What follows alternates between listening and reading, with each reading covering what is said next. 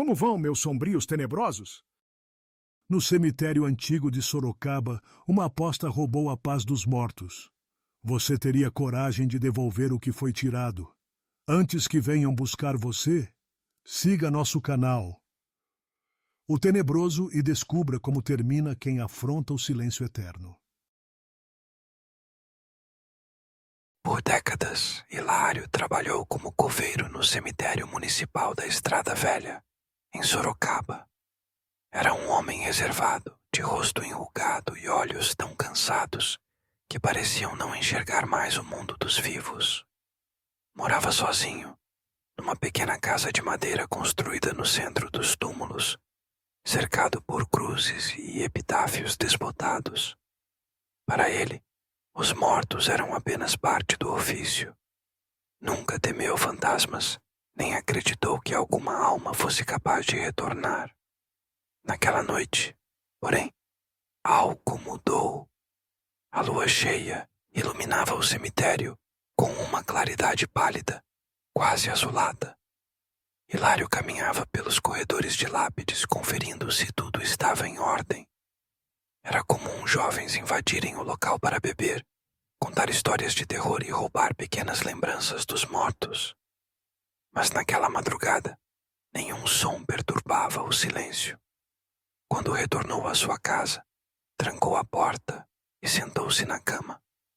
Não demorou até ouvir batidas secas na madeira. Ele se levantou devagar, abriu a porta e encontrou apenas o vazio. Um calafrio percorreu sua espinha, mas tentou se convencer de que era imaginação. Fechou a porta, suspirou e olhou pela janela. Foi então que viu, sentado sobre um túmulo distante, um homem muito velho. Sua cabeça calva reluzia ao luar. Hilário saiu apressado. Ao chegar diante da sepultura, não havia ninguém. Só a foto em preto e branco na lápide mostrava o rosto do mesmo homem.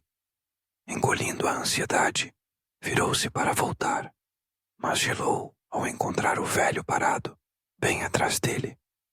Os olhos estavam fundos como poços e a boca se contorcia num sorriso duro. Aqueles que vieram aqui ontem à noite, sussurrou a aparição, profanaram o que deveria ser eterno, e por isso todos pagarão, um a um. Hilário tentou rezar, mas sua voz não saía. Quando piscou, o fantasma havia sumido. Correu de volta à casa e passou o resto da noite em claro. Na manhã seguinte, um carro funerário estacionou diante da capela do cemitério. 2 homens carregavam um caixão, coberto por flores murchas. Quando Hilário entrou, sentiu o estômago revirar. Era o corpo de um jovem que ele já vira muitas vezes perambulando entre os túmulos com outros 2 amigos. Os outros 2, uma garota e outro rapaz, chegaram pouco depois, com os rostos lavados em lágrimas. Hilário aproximou-se, o coração pesado. "O que vocês fizeram ontem à noite aqui?" perguntou com firmeza. Os 2 se entreolharam pálidos. "Não sabemos do que está falando", respondeu a garota, a voz trêmula. "Se mentirem, serão os próximos. Eu vi o dono daquele túmulo. Ele me contou tudo", insistiu o coveiro. Os jovens ficaram imóveis. Então viraram as costas e fugiram da capela, sem esperar o enterro do amigo. Hilário não dormiu naquela noite. 2 dias depois, outro carro funerário chegou. O caixão estava lacrado. Quando abriram o envelope com a fotografia do morto, Hilário sentiu os joelhos falharem. Era o segundo garoto. Ninguém explicou como ele morrera. A garota não apareceu no funeral. Na manhã seguinte, ela bateu na porta do coveiro. Chovia forte e seus cabelos estavam colados ao rosto. Chorava como se algo dentro dela tivesse se quebrado para sempre. "Por favor, me ajude. Eu sei que serei a próxima." "Então conte o que fizeram", disse Hilário, a voz firme. Meu nome é Raquel. Nós éramos colegas de turma. Costumávamos vir aqui beber e brincar. Naquela noite, o Marcos apostou que quem pegasse o objeto mais assustador ganharia. Eu peguei um vaso de flores. O Rodrigo roubou uma fotografia antiga. E o Marcos, ele trouxe um crânio. Ela engasgou no choro. Quando chegamos em casa, o telefone tocou. Uma mulher perguntou se eu gostava de flores. Depois, perguntou se Rodrigo gostava de fotos. A ligação caiu. No dia seguinte, Marcos foi encontrado enforcado. E depois, Rodrigo, ele se jogou do prédio. Hilário respirou fundo. Onde estão esses objetos? No depósito do meu prédio, respondeu Raquel. Pegue-os agora e volte aqui. Ela correu na tempestade. Horas depois voltou com uma sacola. Os olhos dela pareciam vazios.